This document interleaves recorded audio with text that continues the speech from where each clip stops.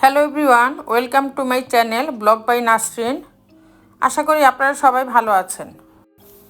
হঠাৎ করে আমার মেয়ের ফুচকা খেতে মন চাইলো, তাহলে ফুচকাটা আবার আমার বাসার কাছেই, প্রায় বেশি একটা দূরে না। তারপর চলে গেলাম 7 নম্বর সেক্টরে। ওইখানে গিয়ে দেখি অনেক জায়গায় ফুচকা খুঁজেছি, মন মতো পাইনি।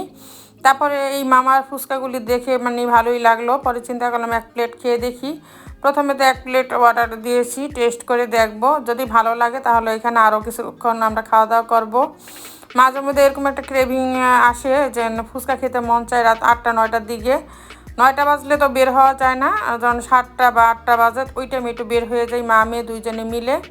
তারপর তো এই যে ফুচকা খাচ্ছি, ফুচকাটা এত টেস্টি, একটা মুখে দিয়ে আমি বুঝতে পারছি যে এই ফুচকাটা আমার আরও খেতে হবে। আমরা তো প্রথমে আমি খাচ্ছি, আমার মেয়ে ভিডিও করছে, তারপর আবার মেয়ে খাবে, তারপর আমরা আরও 2 প্লেট অর্ডার দিলাম। যে দেখি এখানে অনেক ধরনের খাবার আছে। তা আজকে আমরা অন্য কিছু খাবো না, শুধু ফুচকা খেয়েই দুইজনে চলে আসবো। তারপর আমরা যেখানে যাতায়াত করি না কেন, যেখানে যে ধরনের খাবার খাই, আবার আসার সময় আমার ছেলের জন্য নিয়ে আসি। আমিও ঘরে ফুচকা বানাই মাঝে মধ্যে, যখন আবার আমি বানাবো তখন ওইগুলি আবার আপনাদেরকে শেয়ার করব। আমারটা আবার অন্যরকম হয়, ওইটা আরও টেস্টি হয়, খুব সুন্দর করে আমি বানাই।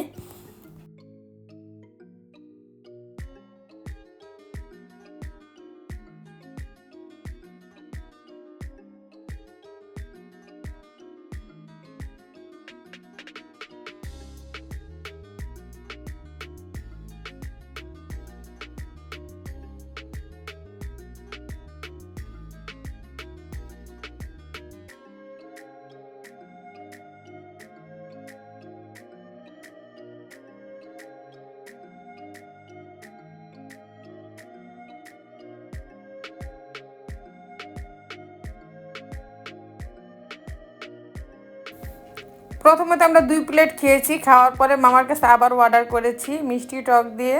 খুব মজা লাগে খেতে এই ধরনের খাবার। অনেকে দেখে হয়তো বলবো এরা কি সারাদিন শুধু খাওয়া দাওয়া করে নাকি। সারাদিন করি না, সারাদিনের মধ্যে যে কোনো একবেলা খেতে যাই। দুপুরে একটু হালকা খাবার খেলে সন্ধ্যার দিকে একটু ভারী খাবার খেতে যাই। এই ধরনের চটপটা খাবার খেতে অনেক ভালো লাগে। তারপর তো রাতের বেলা এখন জিরা চা খাওয়ার একটা প্ল্যান করেছি, যে আমি যেই ধরনের চা খাবো ওই ধরনের চা ছেলে মেয়ে দুজনকে দিব। আমি এক এক সময় এক এক ধরনের চা খাই, যখন যেটা খাবো ওইটা আপনাদের সাথে শেয়ার করার চেষ্টা করব। আজকে যেমন জিরার চা খাওয়ার প্ল্যান, 3 কাপ পানি দিব এখানে। পানিটা হালকা যখন গরম হয়ে যাবে তারপর জিরাটা দিব। তারপর এখানে মেপে মেপে 3 কাপ পানি দিয়েছি, এর থেকে বেশি দেইনি, কারণ জিরার চা বানাইতে অত বেশি সময় লাগে না। উঠতে গেলে 3-4 মিনিট সময় লাগবে। প্রথমে তো চুলায় বসিয়ে দিয়ে এখন চুলাটা ধরিয়ে দিব, যখন পানিটা ভালো মতো বলক চলে আসবে। এই তো পানিটা বলক চলে এসেছে, এখন 1 চামচ পরিমাণ জিরা দিব। জিরাটা দিয়ে ভালো মতো একটু নাড়াচাড়া করে দিব। জিরার চাটা শরীরের জন্য খুবই উপকারী, ওজন কমাতে অনেক সাহায্য করে, আর পেটের জন্য পেটের গ্যাস দূর করে আমার জানা মতে। এর বেশি যতটুকু জানি ততটুকুই শেয়ার করার চেষ্টা করেছি আপনাদের সাথে। আমি মাঝে মধ্যে খাই, আমার কাছে অনেক ভালো লাগে, এর জন্য আপনাদের সাথে একটু শেয়ার করলাম। অনেক সময় ফুলের চাও খাই, অনেক সময় গুয়া মুহুরির চা, মেথির চা, এই ধরনের চা খেতে আমার ভালো লাগে অনেক। দুধ চাটা আমি একটু কমই খাই, দুধ চা বেশি একটা পছন্দ করি না। এই যে জিরাটা খুব সুন্দর একটা কালার চলে এসেছে। এখন এটাকে কিছুক্ষণ পরে 2-3 মিনিট লাগে, এর বেশি সময় লাগে না।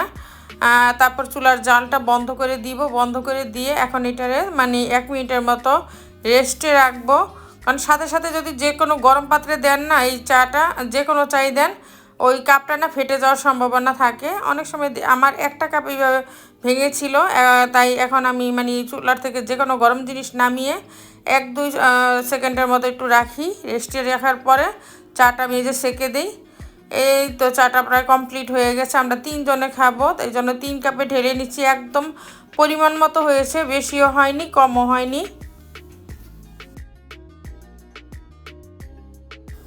এই তো আমার চা বানানো একদম কমপ্লিট হয়ে গেছে। দেখতে যেমন সুন্দর, খেতে অনেক ভালো লাগবে। যারা দুধ চা খেয়ে অভ্যাস তাদের কাছে আবার ভালো নাও লাগতে পারে, কিন্তু আমার কাছে অনেক ভালো লাগে। মাঝে মধ্যে ব্ল্যাক কফি খাই। এই ধরনের চিনি চায়ের মধ্যে না, চিনি আমারটা বেশি পছন্দ না। যে কোনো চাই খাই না কেন চিনিটা আমি একটু অ্যাভয়েড করার চেষ্টা করি। তারপর তো চাটা কাপে ঢেলে নিয়ে তারপর পাতিলা আর চাটনিটা ভালো মতো পরিষ্কার করে রেখে দিয়েছি। আমি রান্না বান্নার পরে সব কিছু ওয়াশ করে রেখে দিলে আমার কাছে ভালো লাগে। এতে সুবিধা হয় কি, পরবর্তী রান্না করার সময় মনটা আর খারাপ লাগে না বা কোনো ভিডিও করতে সমস্যা লাগে না। এই যে কোনো খাবার আমি এই উপরে ফালাই, নিচে একটা চালনি রাখছি পাইপের ওইখানে, এইখানে পাইপ দিয়ে যে ময়লাটা যায় ওইটার মধ্যে জমা হয়। আর একটা রেখেছি উপরে, এটার মধ্যে যে কোনো ময়লা ফালাইলে এরকম মানে ঝুড়ির মধ্যে রাখি, নিচে পানি ঝরা হইলে তারপর পলিথিনের মধ্যে ফেলে দিই। এতে করে আমার কাছে অনেক ভালো লাগে কাজকাম করতে। তারপর তো দেখি না আমার আজকে হাতের মধ্যে কি সেজন্য কোন পোকার জন্য কামড় দিয়েছে, হাতটা একদম লাল ফুলে গেছে। আজকে এ পর্যন্তই, দেখা হবে নতুন আরেকটি ভিডিও নিয়ে। আল্লাহ হাফেজ।